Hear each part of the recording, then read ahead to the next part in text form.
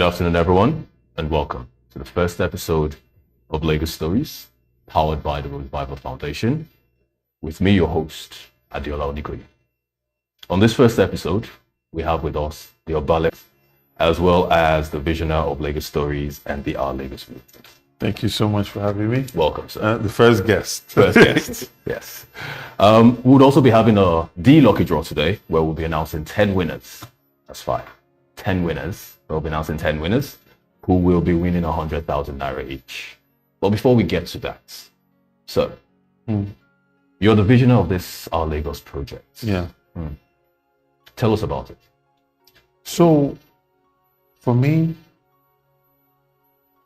I felt that, going campaigning and seeing all the different problems that young people, older people, so many people are facing in Lagos State, that it's very important to try as much as possible to solve as many problems as one can with the capacity that we have, right? And we started doing that by, with our outreaches, micro health insurance outreaches, scholarships, helping people with some hospital bills. You do scholarships? After elections, yes. Okay.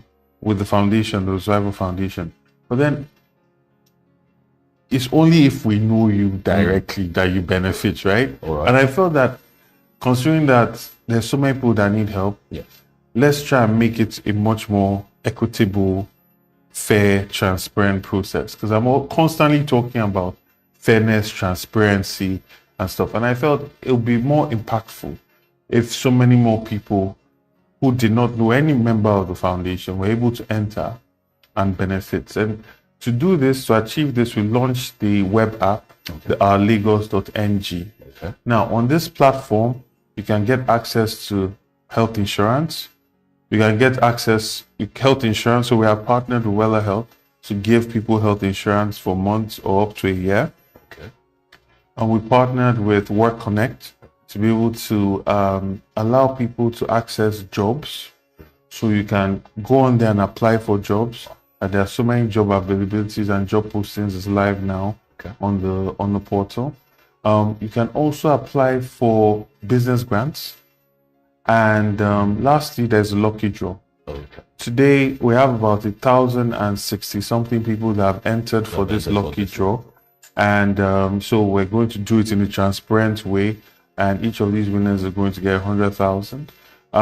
We're also then, after this, we're going to validate some of these SME grants, because it's one thing to say you have a business and you need money. There's another thing to actually verify that you actually do have a business and this is going to be done. So the team is going to be going out to the list of 10 people that have been shortlisted. They'll visit their business and see, and then they'll be given these grants. Aside that, people have applied for healthcare insurance and people have applied for jobs. I wish them all luck. For those that have applied for jobs. The health insurance, we're looking at it on a needs basis and they'll be notified with the winning. So the idea is to try and bring succor, support, show love using technology and having maximum access to people. We're in a digital age. There's no reason why you must know somebody or be able to directly apply to your foundation when you can actually be part of a whole ecosystem where you are part of it and you are working to also benefit Lagosians, right? Because at the end of the day, all of this is based on a love for Lagos, and that's why we're doing this. And you're doing this as a private citizen. Yes. And this is something the government is not doing. I'm sure they have their own things that they are doing.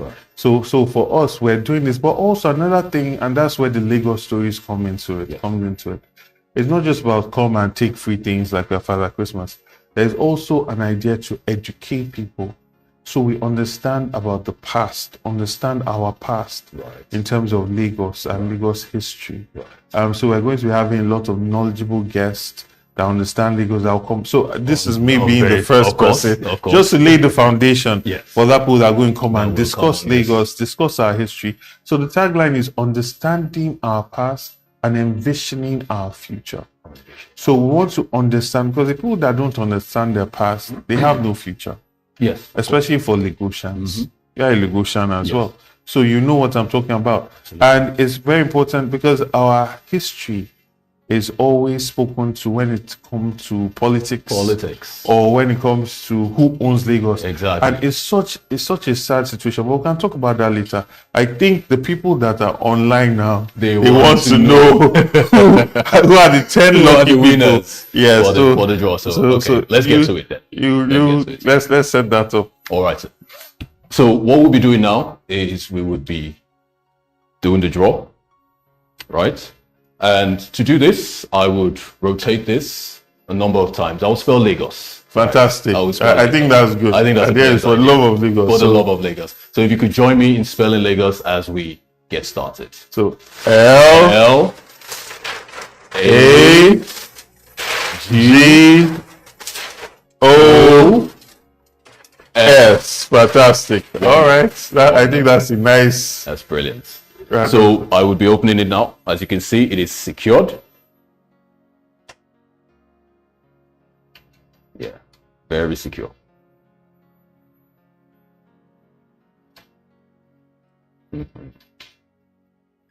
All right, fantastic. And okay, there we go. And so, sir, if you could. Okay. So I'm going to pick 10 people. 10 people. All right. Let's see. The lucky 10. Lucky winners. Number 1. Number 1. Let's see who this is. Anticipates. 0645. 0645. 0645. Yeah. And we will be putting that here. Yeah. 2. Right. 2. 0724. 0724. 3. The third one. 0468. 0468. 4. 0338. 0338. 5. 0372. 0372. That's fine. 6. 0256. 0256. How many more? 6. 4 more. Okay. That's 7. 0739. 0739. How many more? 3 more.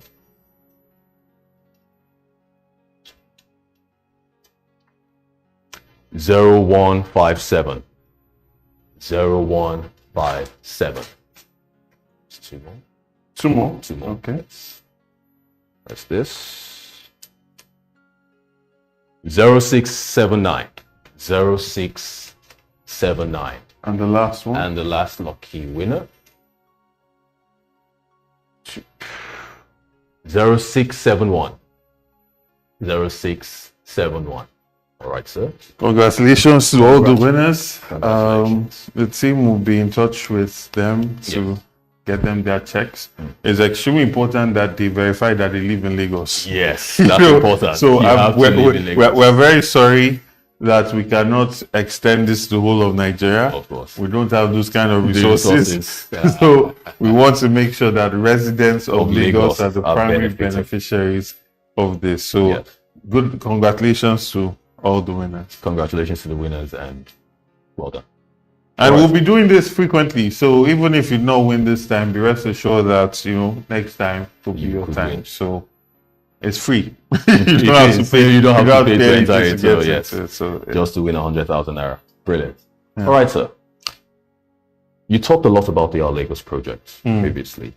What do you hope future generations will gain from this? Thank you. I want a situation where people can, first of all, learn about the history of Lagos. From a position where it is not about conflict or trying to talk about ownership, just the rich history of Lagos. Because unfortunately, at a point in time, Lagos was Nigeria, Nigeria was Lagos. Yes. In relation to all the politicking Yes. and politics. So a lot of Lagos rich history is swept under the Nigerian history, you know, and then it only comes up when people are arguing about ownership of Lagos, which is really unfair because there's a lot of very rich history, very rich lessons that we can learn from the history of Lagos, Lagos experience and all of that. And then also to start creating a space where we can start to imagine what a working Lagos should look like. A place where we can share ideas about different local governments and how they can be made better. You know, and just have people come on here to talk about ideas as well, not just about the past, but also the future. And no, we're not going to spend any energy criticizing anything or anybody. We just want to focus on what it can be, how we can achieve that, and also teach us what we were, how we got here, you know, what the stories are. Because Lagos has so much to teach Nigeria and Nigerians. Okay. You talked about historical lessons. Tell us one of the historical stories you've learned as you've gone deeper into this our Lagos movement. Well, it's not so much from the Lagos movement. It's more just knowing our history as Lagosians and just very rich history. For one, our kingship is determined through the matrilineal line, which is the maternal line. Yes, right. Which is not too common. It's not common. It's not common. It's not common anywhere. Fair. Right. The fact that we had strong men, an entire royal family, had accepted that the lineage of kings will come through the female line. Yes. That's a very interesting, rich lesson that we can take. I mean, there are parts of Nigeria where women can not inherit properties, right? But this is a situation on Lagos, and there's something special about that. It is. You also look at another very fascinating thing for me. I mean, the history is extremely fascinating when you think about the relationship with Benin. Right. And you think about, when you know the history, because it's not really something to debate. I keep telling people, I just give you an instance. We had a king, Rhodes-Vivour. His chiefs were not happy with him. They reported him to the Oba of Benin. The Oba of Benin responded with a skull or a sword, which means choose to kill yourself or choose to go to war with me. And he said the message that accompanied it was, the people of Lagos no longer see you as their king. Oba Rhodes-Vivour committed suicide. Right? Yes. So when people are talking, like, these are factual things that happen on a factual day in a Lagos. factual year. Yes. And then there is that situation. And then also the situation where when King Kosoko was in exile, he was no longer king, he was in exile. I believe in Ekpetedu, he was in Ekpetedu. In Ekpe at the time, sorry, not Ekpetedu. Ekpetedu is in Lagos Island. He was in Ekpe. And he wrote to the Oba of Benin that he should please convince his cousin, or his cousin, I believe, that was King Dosumu, that they should let him return to Lagos.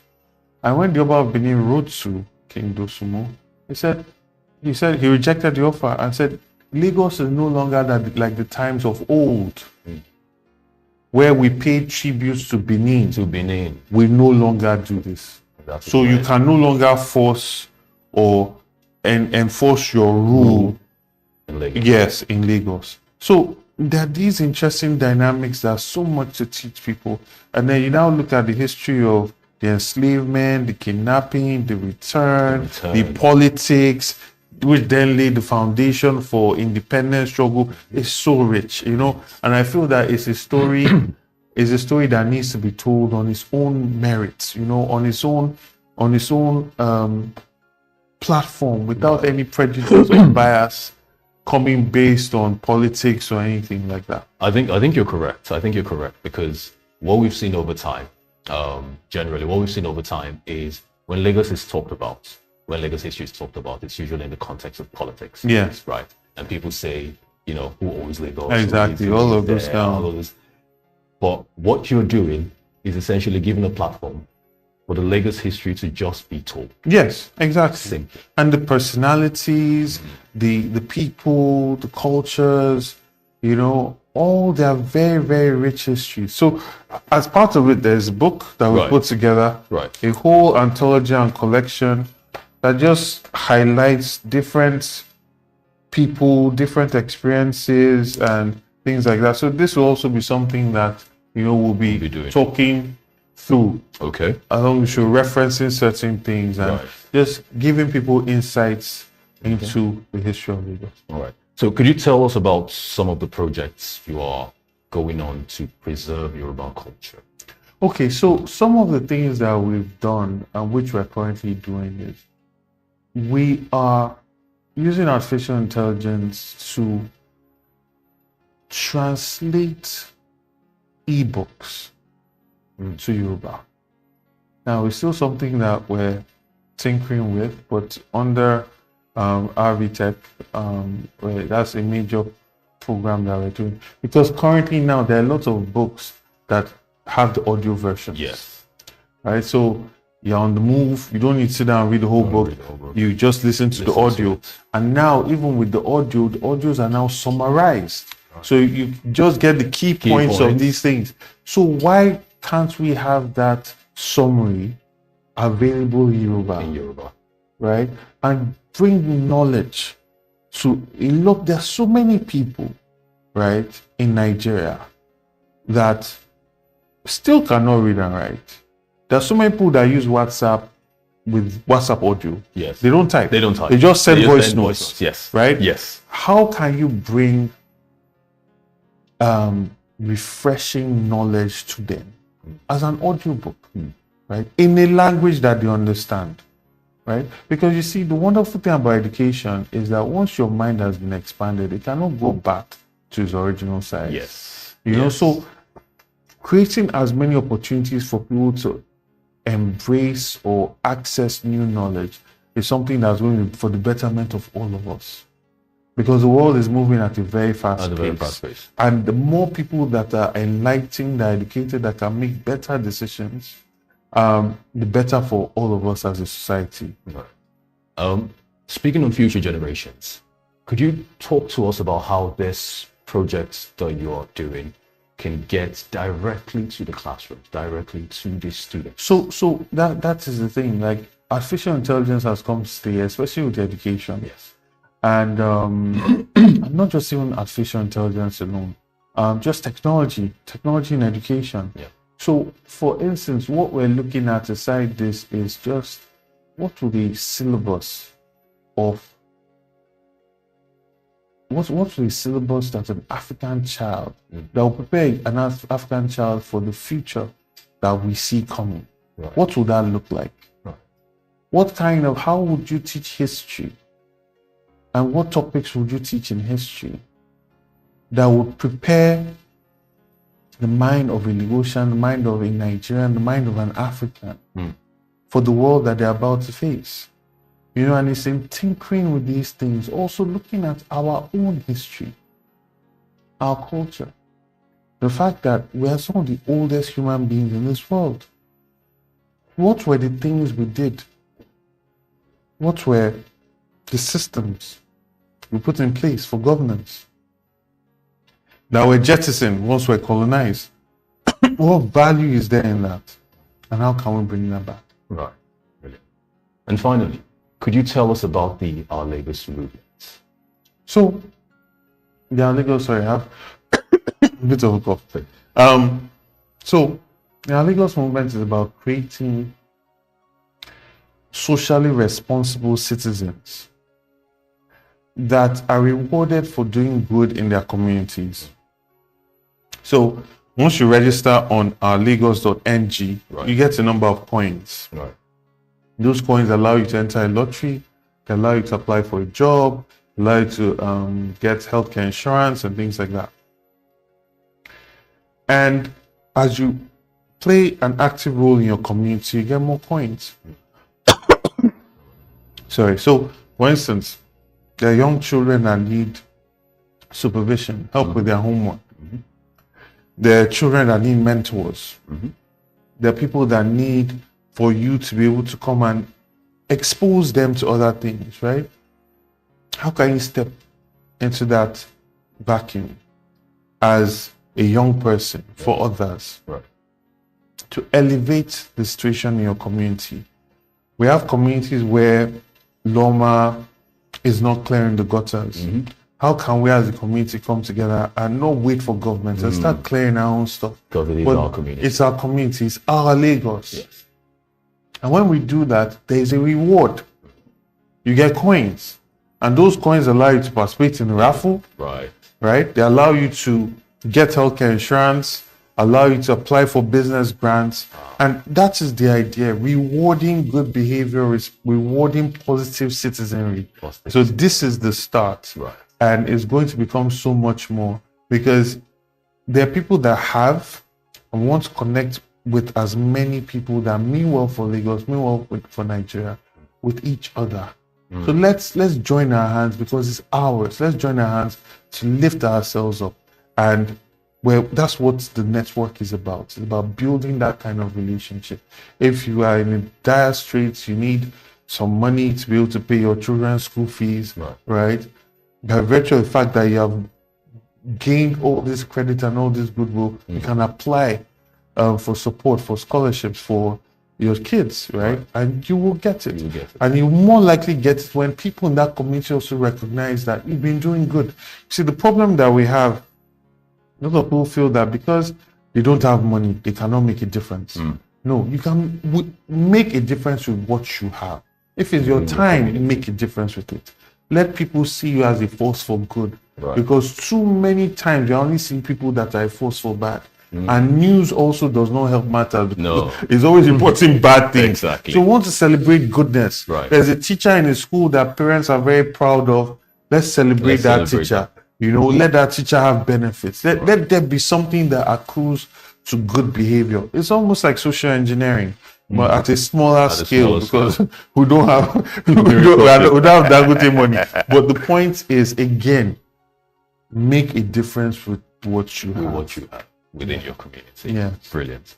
Architect Gbadebo Rhodes-Vivour, the Obalefo of Lagos. Thank you for coming. Thank you so much. It's good. Our first episode of Lagos. And congratulations again to the winners. There'll be more.